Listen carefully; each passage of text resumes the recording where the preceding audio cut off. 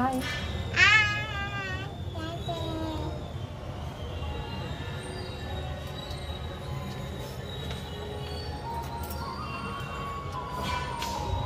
হামি দাও, হামি দিব, হামি দাও।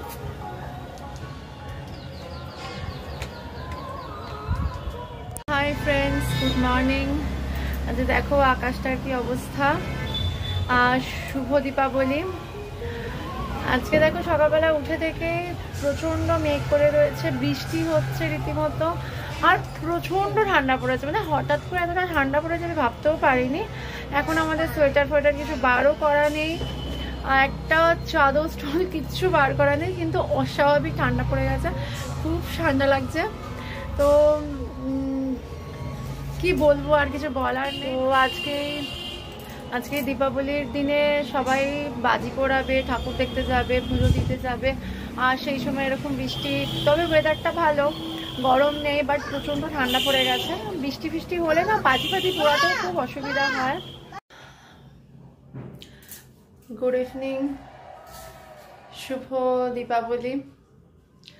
না আজকে কালী পুজো, আমাদের শরীরটাও খুব একদমই ভালো নেই, খুব ঠান্ডা লেগেছে।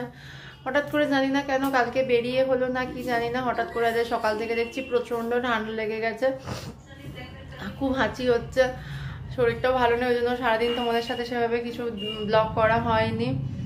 তো এখন এই সন্ধ্যেবেলা খুব ইচ্ছা করছিল, আজকে ঠিক ছিল অবশ্য যে আজকে একটু বেরোবো মেয়েকে নিয়ে, কিন্তু আর হয়ে ওঠেনি। এত শরীর খারাপ লাগছে, আর ভালো লাগছে না বেরোতে।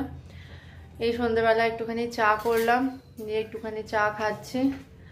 তাই তোমাদেরকে জানালাম যে নাহলে পুরো আজকে ফাঁকা হয়ে যাচ্ছে, মানে তোমরা বুঝতে পারবে না যে আমি কেন ব্লগ করলাম না, তাই জন্য একটুকু বললাম। তো চলো যেটুকু পারছি দেখাচ্ছি একটুখানি পরে। আর এখানে প্রচন্ড হাওয়া দিচ্ছে, ভাবছিলাম একটুখানি ব্যালকনি থেকে তোমাদের দেখাবো, বাইরেটা সুন্দর লাইট ফাইট দিয়ে সাজিয়েছে, ভালো লাগছে দেখতে, কিন্তু এত হাওয়া দিচ্ছে যে ব্যালকনিতে যাবো কিনা ভাবছি। তো চলো যদি যাই তাহলে দেখাবো, আর কি কি করবো না করবো সবই তোমাদের দেখাবো। চলো দেখতে থাকো।